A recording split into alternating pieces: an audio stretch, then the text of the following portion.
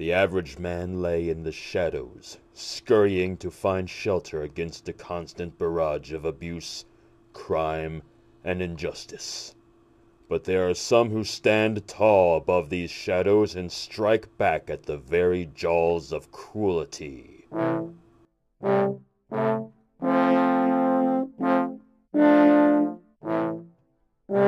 On a busy Labor Day afternoon, North 3rd restaurant manager Tom B. noticed a familiar face step into his restaurant. A familiar face that he would rather forget. The face belonged to Carl Philipstein, a local pickpocket and dining enthusiast who had recently been seen brazenly walking into North 3rd and other area restaurants and stealing wallets and purses from both customers and staff over the last year. Tom had warned Carl on several occasions to stay out of the restaurant.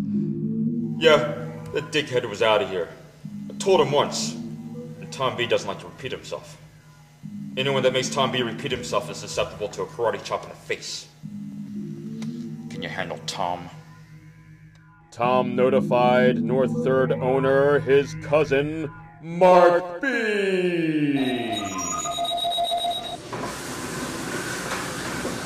Mark B. Mark B.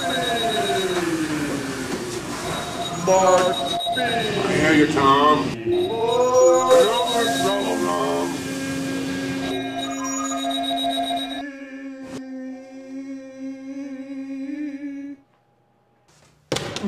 Yeah, we call him the cell phone bandit. He always acts like he's on his cell phone. That's his whole thing. And he always has an unseasonably warm jacket on, even though it's like 110 degrees out there.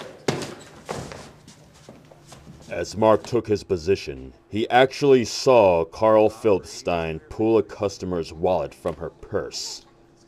The cell phone bandit proceeded to stash the wallet in his oversized sweatshirt and then leave the restaurant on the run.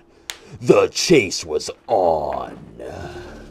The pair took off after Carl, chasing him for 2 grueling blocks.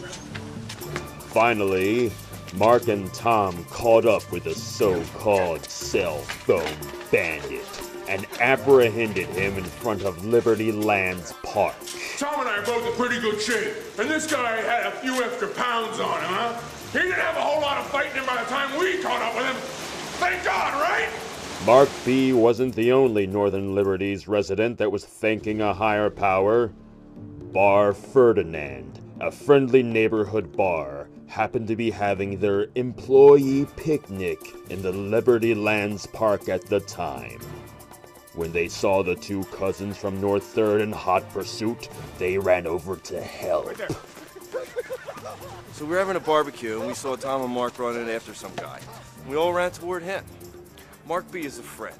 All the bars and restaurants around here, we're all pretty tight. And if one of us need help, we'll help out. So we all just ran and wanted to help.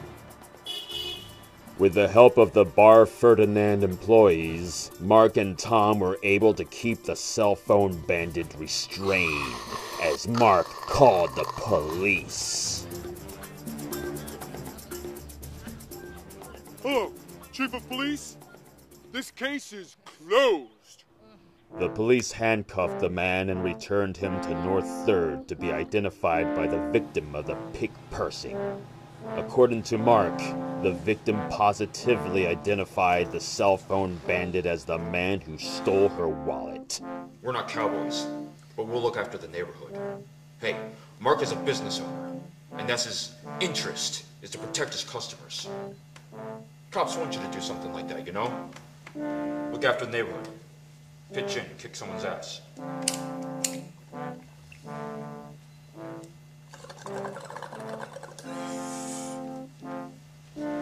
But the B-boys weren't content to be mere witnesses, and in this case it appears that the cell phone bandit was the one that was in jeopardy.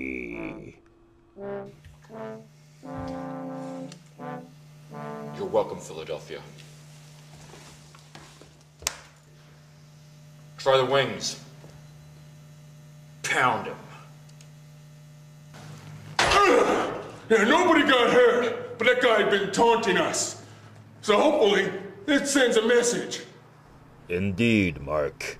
A message of freedom.